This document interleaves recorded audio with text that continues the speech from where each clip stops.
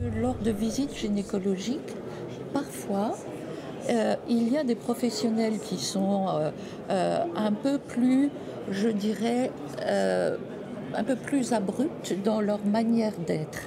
Et je crois que ce n'est pas du tout intentionnel de leur part, c'est leur manière de faire. Et puis la femme, quand elle va faire un examen gynécologique, est dans une position pas très agréable pour elle. Et elle se sent un peu dans un sentiment d'infériorité.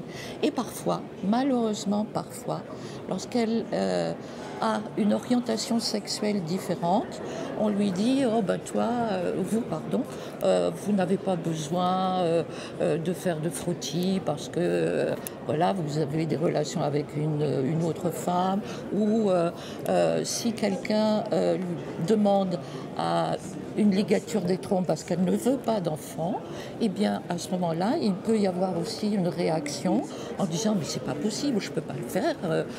Vous avez le temps de changer d'avis, même si la personne est véritablement concernée.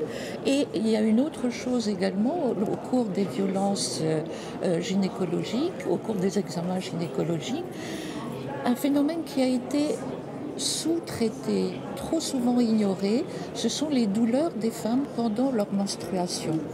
Et c'est un phénomène qui commence à sortir et à être mis en lumière, à savoir l'endométriose. Il y a une femme sur 10 qui en est victime, sous des degrés, sous des formes différentes, avec des variations de douleur, mais c'est parfois handicapant.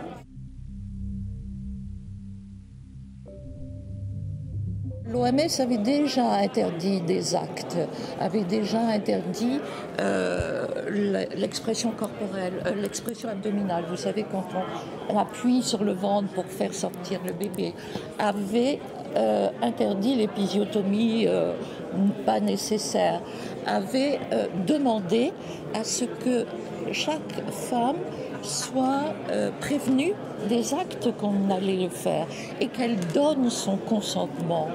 Or, ce n'est pas toujours le cas actuellement. Les césariennes aussi, on attend évidemment avant de pouvoir tout de suite établir des césariennes. Quelquefois, les césariennes sont demandées par les femmes. Il faut faire aussi attention à ça. C'est pas parce qu'elles demandent pour une raison de facilité ou de peur d'avoir mal que il faut accéder à leur demande. Et donc nous demandons d'informer et d'obtenir le consentement des femmes. Nous demandons à ce que soient véritablement arrêtées toutes ces épisiotomies inutiles. Et d'ailleurs, la France, je parle de la France parce que je le connais le mieux, mais également dans d'autres pays, ils ont diminué le taux d'épisiotomie et cette expression abdominale également. Donc ce sont des choses qui petit à petit arrive en pratique.